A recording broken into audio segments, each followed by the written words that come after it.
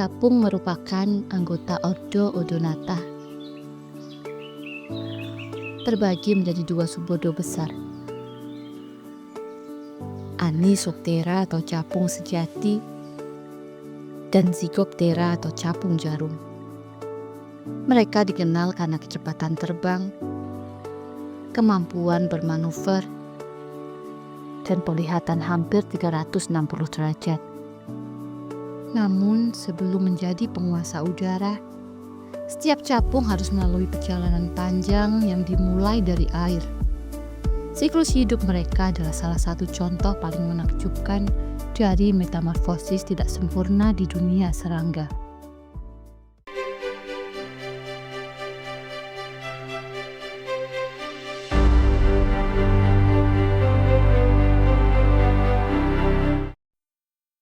Setiap kisah kehidupan dimulai dari hal kecil. Dan bagi capung, itu adalah sebutir telur yang diletakkan di dekat air. Setelah kawin, capung betina biasanya terbang rendah di atas permukaan air, mencari tempat yang aman untuk bertelur.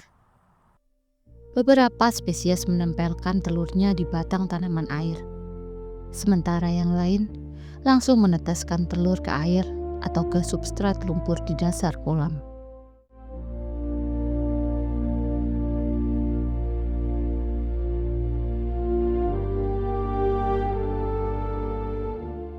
Seekor capung betina dapat menghasilkan ratusan hingga ribuan telur dalam satu kali masa bertelur. Telur-telur ini sangat kecil, hanya berukuran sekitar 0,5 mm, hampir tak terlihat tanpa bantuan lensa makro.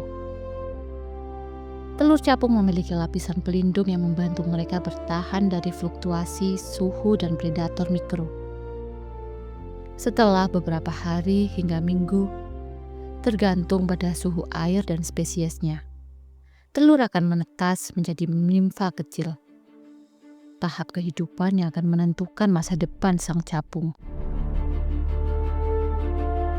Tahap nimfa adalah masa kehidupan paling panjang bagi capung. Seluruh aktivitas mereka berlangsung di bawah permukaan air, jauh dari pandangan mata manusia. Tubuh nimfa tampak gemuk dan berwarna coklat kusam. Bentuk yang sempurna untuk bersembunyi di antara daun dan lumpur dasar kolam. Namun, jangan tertipu oleh penampilannya. Nimfa adalah predator tangguh.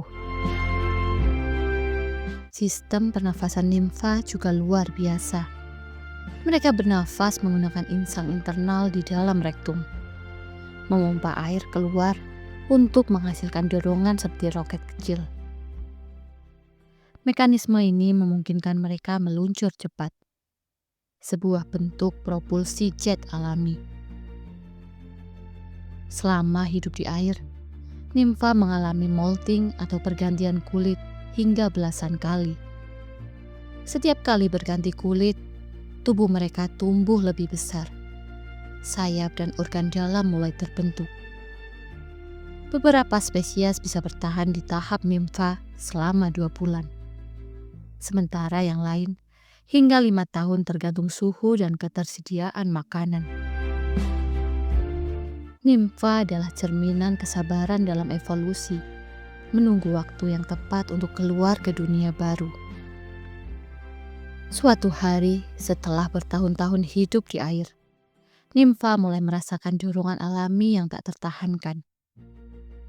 Tingkat oksigen di air menurun, suhu meningkat, dan tubuhnya mulai siap untuk perubahan besar.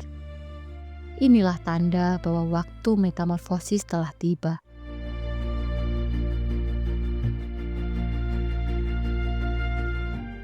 Nimfa akan merangkak naik ke batang tanaman air.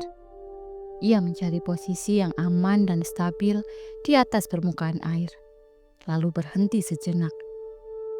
Proses luar biasa akan segera dimulai.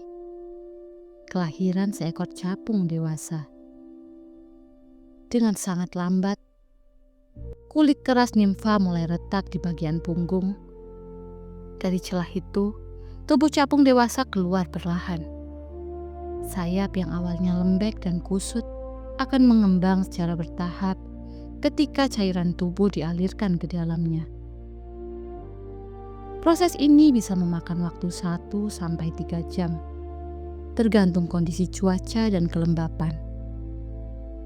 Setelah sayap mengeras, capung akan terbang untuk pertama kalinya. Lemah dan tidak stabil pada awalnya, tetapi hanya butuh beberapa menit sebelum ia menjadi penguasa langit yang sesungguhnya.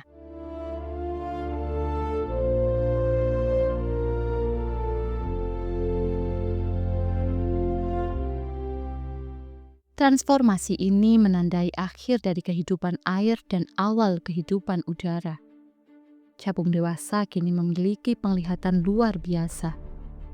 Setiap matanya terdiri dari lebih dari 30.000 lensa kecil atau ommatidia yang memungkinkan penglihatan hampir 360 derajat dengan kecepatan terbang mencapai 50 km per jam. Capung menjadi salah satu predator udara paling efisien di dunia serangga. Perubahan bentuk telah selesai. Dari air yang tenang, seekor makhluk baru terlahir. Seekor capung dewasa dengan sayap transparan yang berkilau di bawah cahaya matahari. Kini ia meninggalkan dunia lamanya. Udara adalah wilayah baru, dan setiap hembusan angin adalah medan yang harus dikuasai. Capung memiliki 2 pasang sayap independen. Tidak seperti kebanyakan serangga, sayap depan dan belakang dapat bergerak secara terpisah, memungkinkan mereka untuk terbang mundur, melayang di tempat, dan bahkan berbelok 90 derajat secara mendadak. Kemampuan aerodinamis ini menjadikannya pilot alami terbaik di dunia serangga. Dengan penglihatan hampir 360 derajat, capung mampu mendeteksi gerakan sekecil apapun di sekelilingnya. Sistem visual ini memungkinkannya memburu serangga lain di udara dengan tingkat keberhasilan lebih dari 95%. Salah satu rekor tertinggi di alam. Di alam liar, seekor capung dewasa hanya memiliki umur antara 10 hingga 6 bulan. Namun dalam waktu yang singkat itu, mereka menjadi bagian penting dari rantai makanan, memangsa serangga kecil, dan sekaligus menjadi makanan bagi burung, katak, dan laba-laba.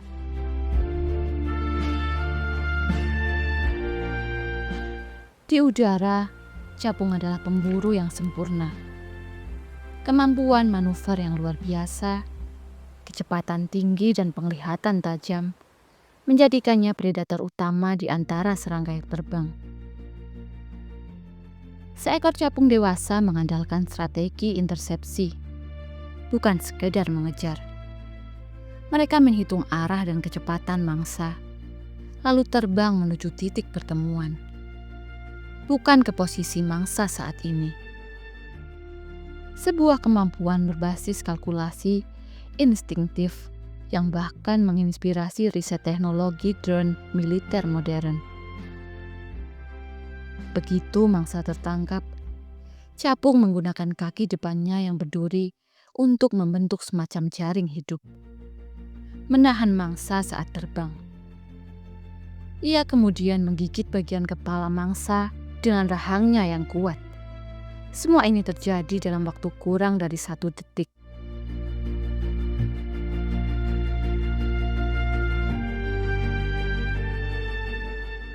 Selain kemampuan berburu, capung juga berperan sebagai pengendali alami populasi nyamuk. Dalam 1 hari, seekor capung bisa memangsa hingga 100 nyamuk, menjadikannya salah satu sekutu manusia dalam menjaga keseimbangan ekosistem. Setelah melalui masa berburu dan bertahan hidup, tibalah waktu bagi capung untuk meneruskan garis keturunan. Proses kawin capung dikenal sebagai salah satu yang paling unik di dunia hewan. capung jantan memiliki organ khusus di bagian perut depan, sementara alat kelamin utamanya berada di belakang tubuh. Sebelum kawin, ia mentransfer sperma dari ujung ekor ke organ sekunder di bagian depan. Lalu, ketika menemukan betina, ia menangkap lehernya dengan penjepit ekor, membentuk posisi khas yang disebut tandem atau hati capung. Selama proses ini, jantan memastikan hanya benihnya yang akan membuahi telur betina. Beberapa spesies bahkan menghapus sperma jantan lain sebelum melakukan pembuahan. Setelah kawin, betina akan segera mencari tempat aman untuk bertelur, mengulangi kembali siklus kehidupan.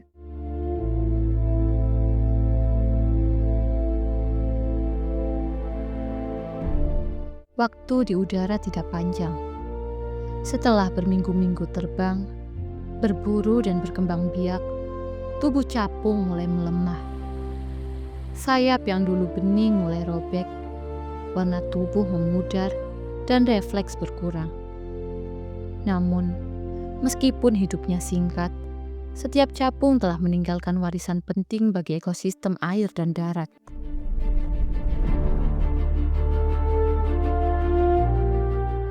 Saat capung mati, tubuhnya akan kembali ke tanah atau air, menjadi bagian dari rantai nutrisi yang memberi kehidupan baru bagi organisme lain. Telur-telur yang sudah diletakkan akan menetas, mengulangi siklus yang sama. Capung adalah simbol keseimbangan. Dari air ke udara, dari larva menjadi predator, hingga akhirnya kembali menjadi bagian dari alam. Mereka menunjukkan bahwa setiap kehidupan, sekecil apapun, memiliki peran penting di planet ini.